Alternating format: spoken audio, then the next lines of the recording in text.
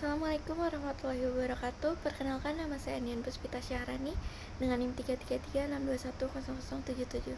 Di sini saya akan mempresentasikan hasil tugas saya dalam tugas pertemuan 13 dalam mata kuliah metodologi penelitian. Di sini penelitian saya berjudul pengaruh debit air terhadap erosi sungai di Sungai Cisadane.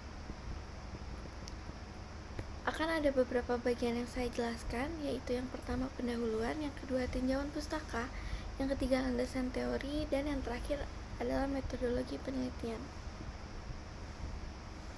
Dalam bagian pertama ini atau pendahuluan akan berisi latar belakang, rumusan masalah, tujuan penelitian, batasan masalah, manfaat penelitian, dan keaslian penelitian. Di latar belakang ini saya sedikit menjelaskan terkait pengertian sungai, debit, erosi sungai, yang nantinya ada konklusi mengapa saya akhirnya melatar belakangi tiga hal tersebut untuk meninjau penelitian saya.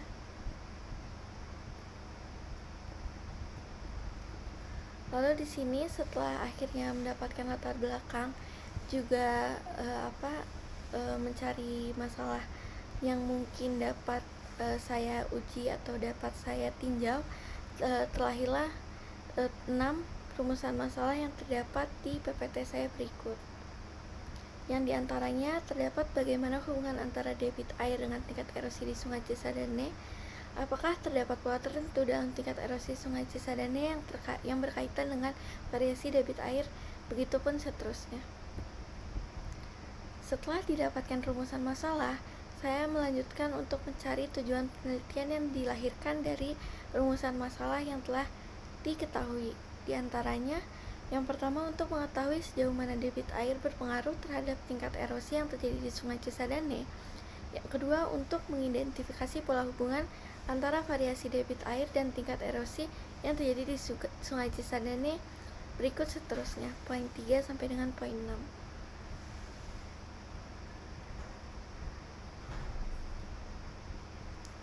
Lalu, ada beberapa batasan masalah yang saya cantumkan agar penelitian saya terfokus dengan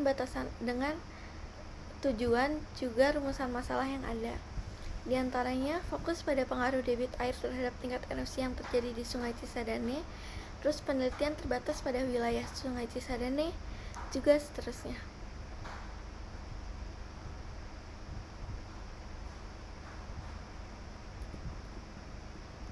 Dilanjutkan dengan manfaat penelitian yang saya harapkan dapat menjadi manfaat nantinya setelah saya menyelesaikan penelitian saya. Yang terpenting adalah dapat menjadi kontribusi penting bagi penelitian selanjutnya dalam bidang hidrologi dan ilmu lingkungan, serta dapat menjadi dasar untuk pengembangan metode dan teknik pengendalian erosi sungai yang lebih efektif. Lalu keaslian penelitian ini, sebagai penulis penelitian ini ada beberapa judul yang serupa. Yang pertama adalah permodelan pola sedimentasi di Muara Cisadane untuk mendukung pengembangan terpadu pesisir ibu kota negara oleh Badan Riset dan Inovasi Nasional. Lalu yang selanjutnya karakteristik daerah aliran Sungai Cisadane Hulu oleh mahasiswa Institut Pertanian Bogor. Dan yang terakhir pengaruh sedimentasi terhadap kapasitas debit rencana dan kinerja saluran pada saluran induk Cisadane Barat Laut Kabupaten Tangerang oleh mahasiswa Universitas Muhammadiyah Tangerang. Lalu kita masuk ke bagian 2, yaitu tinjauan pustaka, di mana dalam tinjauan pustaka ini terbagi menjadi 2 bagian, yaitu penelitian terdahulu yang relevan dan keterkaitan penelitian. Ada 5 penelitian yang saya rasa relevan. Di sini saya cantumkan 5-5-nya, tapi mungkin saya hanya akan menjelaskan yang pertama, yaitu penelitian tentang pengaruh kecepatan aliran sungai terhadap erosi tanah pada lereng di belokan Sungai Enim, Desa Karangraja, Kabupaten Muara Enim oleh Sri Martini dan Masri Arifai pada tahun 2018. Didapat bahwa metode Wallenius diperkenalkan pertama oleh Wallenius. Lalu metode ini menganggap bahwa gaya normal P bekerja di tengah-tengah slice. Diasumsikan bahwa resultan gaya-gaya antar irisan pada tiap irisan adalah sama dengan 0. Lalu ini ada penelitian yang kedua, Lalu ini penelitian yang ketiga. Penelitian yang keempat. Lalu ini merupakan keterkaitan penelitian. Jadi dari 5 penelitian relevan yang tadi sudah saya jelaskan kurang lebihnya, dan saya tunjukkan ada beberapa hubungan langsung dengan penelitian dan juga hubungan tidak langsung dengan penelitian yang tertera di dalam PPT sebagai berikut.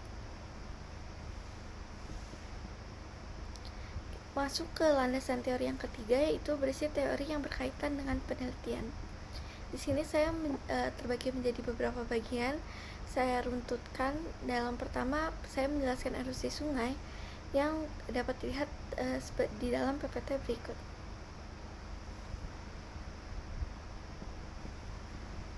Lalu yang kedua ini saya menjelaskan terkait debit air. Sedikitnya akan saya bacakan. Debit air merupakan jumlah volume air yang mengalir dalam sungai dalam suatu periode waktu tertentu. Lalu yang ketiga, saya menjelaskan tentang hidrologi Sungai Cisadane, di mana hidrologi Sungai Cisadane dipengaruhi oleh curah hujan yang variabel, topografi yang beragam, tata guna lahan yang kompleks, serta aktivitas manusia yang intensif di sekitarnya.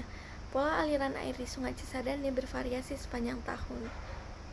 Studi hidrologi Sungai Cisadane menjadi penting dalam pengelolaan sungai yang berkelanjutan dan pelindungan lingkungan.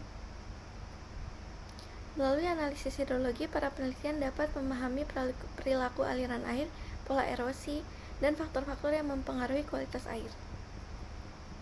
Selanjutnya, saya sedikit menjelaskan terkait proses erosi, di mana melibatkan 3 tahap utama, yaitu pengikisan, transportasi, dan deposisi. Lalu saya menjelaskan pengaruh debit air terhadap erosi sungai secara general. Ini memiliki dampak signifikan pada tingkat erosi sungai. Pada saat debit air meningkat, kekuatan arus sungai juga meningkat, dan perubahan yang menyebabkan pengikisan tanah yang lebih besar di tepian sungai dan perubahan pola aliran sungai. Lalu ada beberapa faktor-faktor pendukung erosi sungai yang terbagi menjadi 3, yaitu kemiringan lereng, jenis tanah, juga vegetasi yang tertera dalam PPT berikut. Lalu ada metode pengukuran debit air dan erosi sungai, di mana terbagi menjadi 2 metode, yaitu metode hidrologi dan juga metode geomorfologi. Masuk ke bagian 4, yaitu metodologi penelitian, di mana dalam bab ini berisi prosedur penelitian, bahan atau materi, variabel penelitian, analisis data, dan timeline tahapan penelitian. Yang pertama, ada prosedur penelitian yang terdapat dalam layar berikut, yaitu dimulai membuat tinjauan pustaka, pengumpulan data, analisis data, lalu mendapat pengaruh atau mendapatkan hasil, lalu selesai. Bahan atau materi dalam bab berikut atau dalam penelitian ini, data primer merupakan data yang diperoleh atau langsung dari sumber datanya. Teknik yang dapat digunakan dalam penelitian untuk mengumpulkan data primer antara lain dengan melakukan observasi langsung mengenai mengukur dan menganalisis variabilitas debit air di Sungai Cisadane selama periode tertentu. Lalu dilakukan pengukuran tingkat erosi di berbagai bagian Sungai Cisadane, termasuk analisis terhadap jenis erosi yang dominan. Dilanjutkan dengan variabel penelitian yang dapat variabel terikatnya tingkat erosi sungai, variabel bebas debit air, variabel kontrol menjadi 3 hal, yaitu curah hujan dan topografi. Analisis data yang dapat dilihat dalam layar berikut. Lalu yang terakhir ada timeline tahapan penelitian. Lalu ada daftar pustaka yang menjadi salah satu acuan saya, dapat dilihat sebagai berikut. Sekian, terima kasih dari presentasi yang bisa saya sampaikan mengenai tugas pertemuan 13 saya. Mohon maaf apabila ada salah. Wassalamualaikum warahmatullahi wabarakatuh.